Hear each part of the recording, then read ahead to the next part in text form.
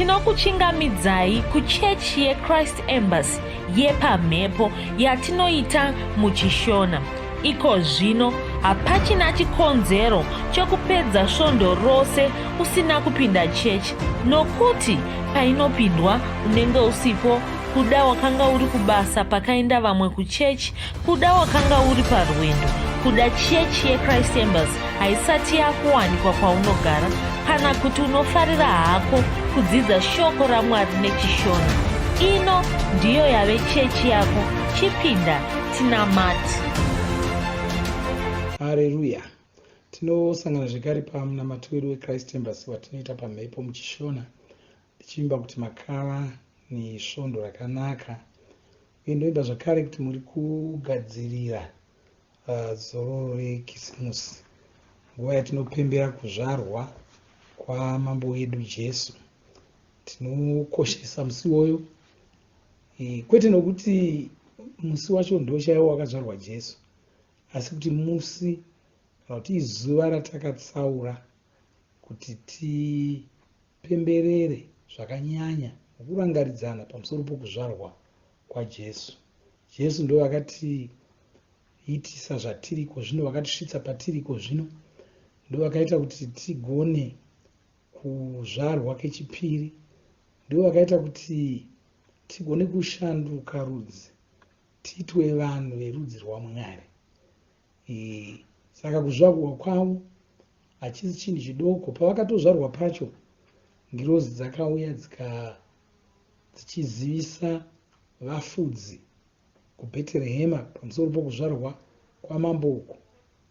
Dzapedza kuzivisa vafudzi idzi ava, Bhaibheri rinoti kwanzi dzakabva dzaungana nedzimwe ngirozi dzakange dzavapo ndokutanga kuimba dzichirumbidza Mwari, dzichiti Mwari ngavakudzwe kudenga, zvikanzi panyika pano wose ngave norugare.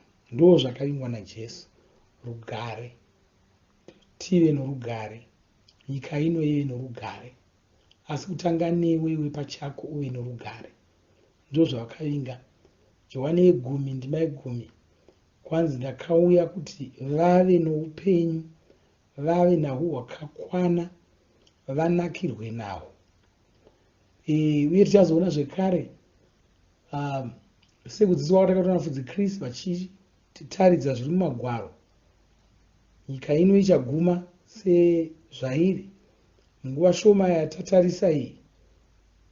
Vatsvene vachabvutwa kubva panyika pano, vabvutwa kudaro vagonge vasipo panyika pano kwemakore angaita 9. Vachasara vari pano panyika ndopavachange vachizosangana nomuponesi wenhema achatambudza nyika ino nokushungurudza nyika ino. Mushure memakore iwayo anenge 9, isu tinenge takavhutwa tikaenda kudenga naJesu, tichadzoka pamwe chete naJesu, tava makurukota aJesu.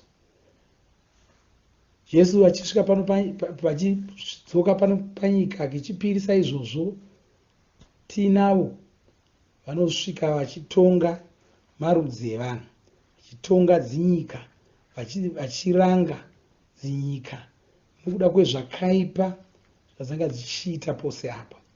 Asi mushure mazvo kwanzi vanozotanga kutonga nyika ino vari vega, varivo pachavo, isu tichivabetsera. Votonga nyika ino kwechiuru chamakore. Chiuru chamakore ichi magwaro anotitaridza kuti chichange chiri chiuru chemakore ane rugare. Nyika ndo paichatanga kuziva rugare rwainga isati yamboziva zvachose. Ndo tichatanga kunzwisisawo kuti tinogona kugara pano panyika takafara, tisina chatinoshayiwa, tisina chinotikanganisa. Bhaibheri rinoti nyangwe mhuka dzechisango, nyangwe shumba dzinopedzisira dzisisarumi vanhu kana kudya vanhu panguva iyoyo. Ndo zvavakavinga kuzotipa rugare, kukupa iwe rugare, mhuri yako rugare, nenyika dzepasi rino rugare. Saka pavanenge vava kuzotonga kwechiuru chamakore kudaro, vanenge vava kuita shungu dzavo idzodzo dzokuti panyika pave norugare. Saka tinofarira kuzvarwa kwamambo vakadai, tinofarira kuzvarwa kwaishe vakaita saizvozvi. Ndosaka tichizvipa nguva iyoyo yokupemberera kuzvarwa kwaJesu nokupemberera kuuya kwavo panyika kekutanga. Haleluya. Nditarire pachidzidzo chedu cherapsodi chatinopuwa pazuva ranhasi namufudzi Kristu, vatinotenda zvikuru nekuda kwokutipa zvidzidzo zverapsodi, chidzidzo zuva rimwe nerimwe. Toimba kuti pose patinokutumira zvidzidzo izvozvi munozvitarira, munozviverenga muchizvidzidza.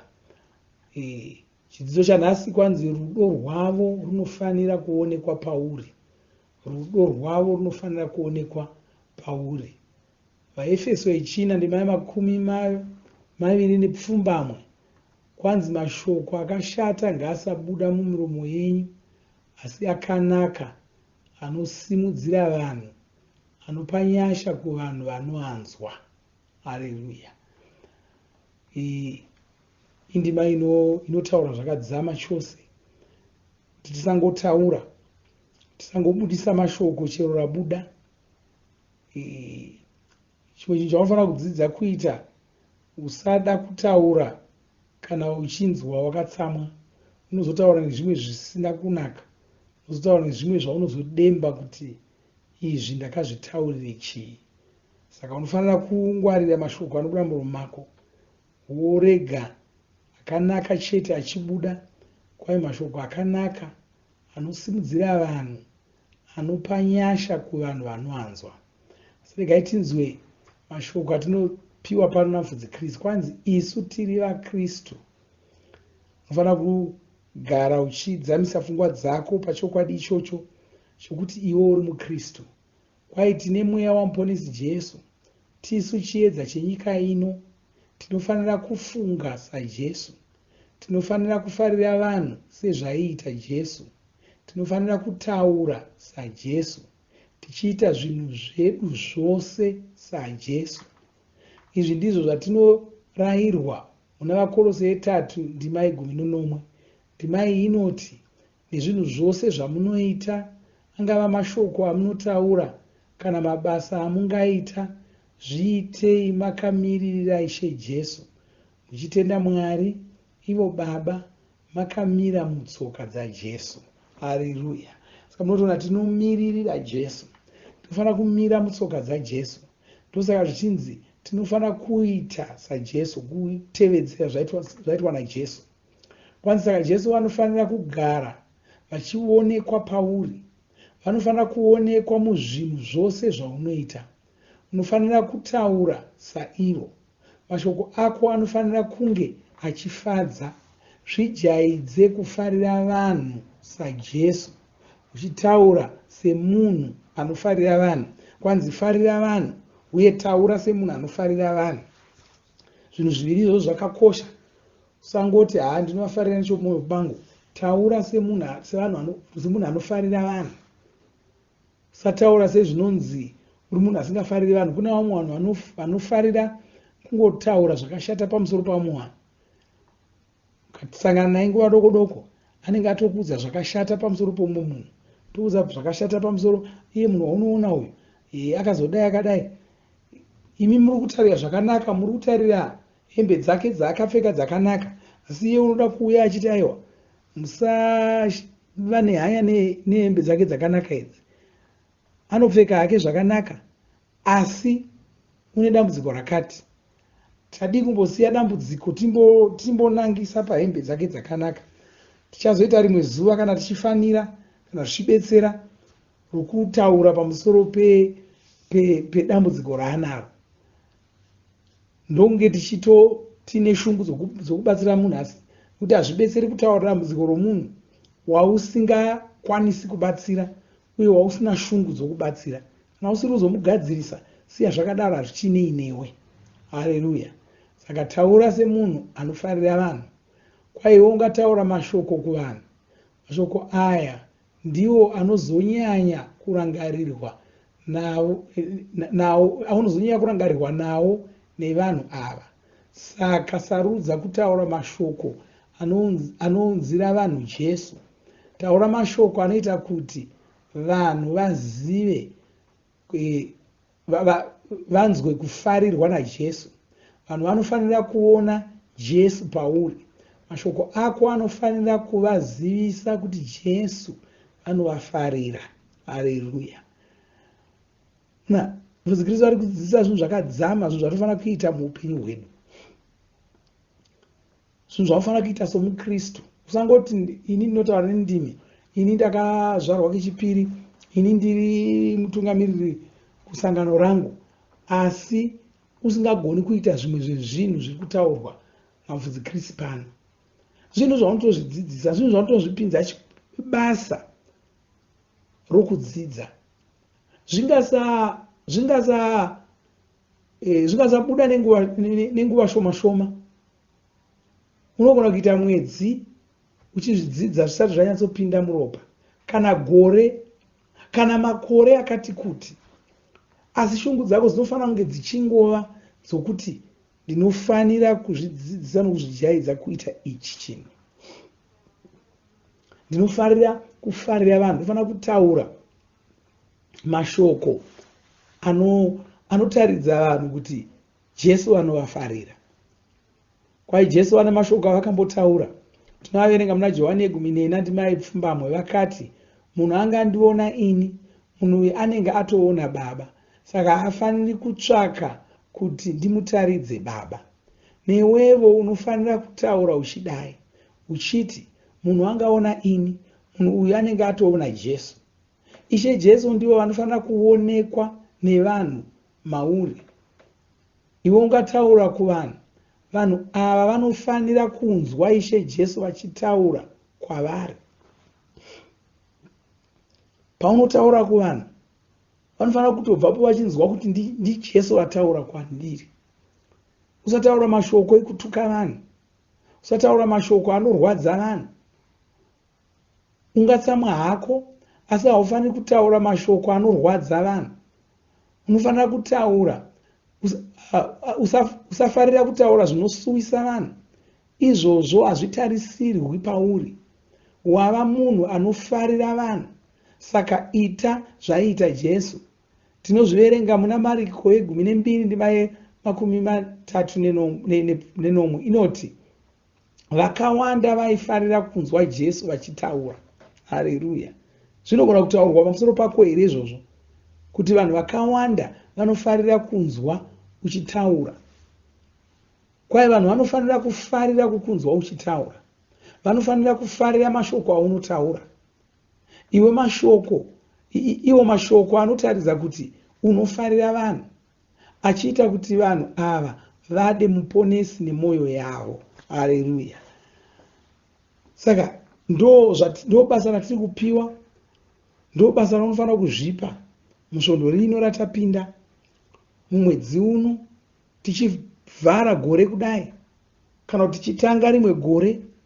Zviudze kuti mugore randiri kupinda iri ndoda kufarira vanhu, ndoda kufarira vanhu, uye ndoda kutaura semunhu anofarira vanhu, ndoda kukurudzira vanhu, ndoda kuti vanhu vauye vachitaura kuti uyu munhu wakandibatsira pakati nepakati nepakati nepakati. Haleluya. Gaiti nyengetere. Baba, da kutenda ine zita la Jesu. Baleso brando kalistrala bojida. Lebrosa traka bole gruntia silia sala bojida bakosa makaria dramo zinta male kosa dilia straka brojelo makati lastreke mejoda male prokadi lastreke bojento. Baba, ndinokutendai, ndokurumbidzai, ndoda kutendai nokuda kweshoko renyu rinotipinza mugwara nguva imwe neimwe. Ndoda kutendai nokuda kweshoko renyu rinotidzidzisa nzira chaiyo chaiyo yokurarama nayo. Tiri kutendai, chengetera munhu mumwe wandaramata naye. Ndonamata uye ndichikutendai kuti warayirwa neshoko renyu. Upenyu hwake hwakuvandudzika nokuda kweshoko renyu. wagezwa tsvina yenyika ino neshoko renyu iro riranzwa. Nezita ramambo Jesu ndinyengeterera vasinganzwi zvakanaka pakati pavo, ndinorayira marwadzo kuti abve pavari, ndinorayira zvirwere kuti zvive pamiviri yavo, ndichirayira kuporeswa kwemiviri yavo, ndichirayira kuporeswa kwenyama yavo muzita ramambo Jesu. Baba, ndinokutendai, ndinokurumbidzai muzita ramambo Jesu. Ndinopa kudzo nerumbidzo kwamuri Baba. Haleluya, amen, haleluya. Zvakanaka maita zvenyu. Satapedza ndoda kuti tibatane pamwe chete tirumbidza Mwari, tinamata Mwari. Kana wanga usina kuzvarwa kechipiri, toda kuzonamata newe mushure maizvozvo, tichinyengetera kuti ugozvarwa kechipiri. Ngatisangane zvakare musvondo unouya. Mwari ngavakuropafadzei nokutungamirirai nokuchengetai. Hapana hosha inogona kukuwirai, hapana njodzi inogona kukuwirai pazoro rino. Vanofamba venyu, hapana njodzi ichakuwirai. Makachengetedzwa, makadzivirirwa kubva kutsaona, makadzivirirwa kubva kuvanhu vakaipa, kuronga kwose kwakaipa, kuronga kwose kwaSatani, muzita ramambo Jesu, amen.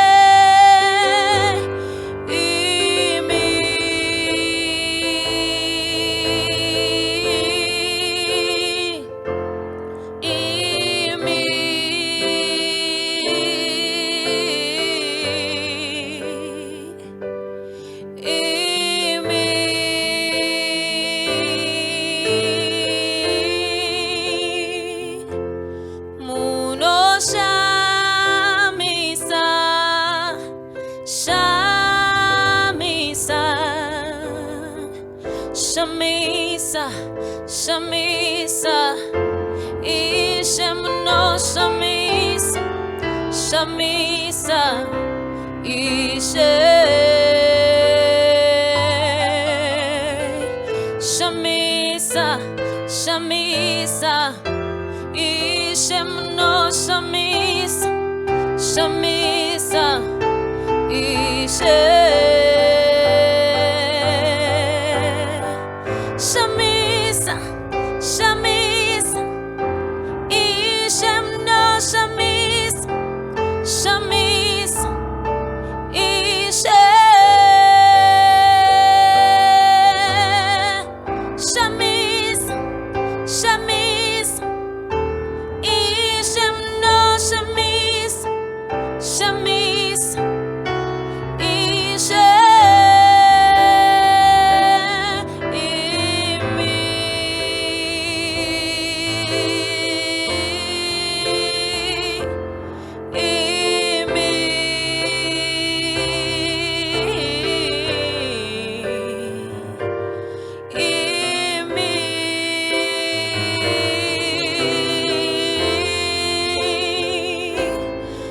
vakatendeka, tendeka imi.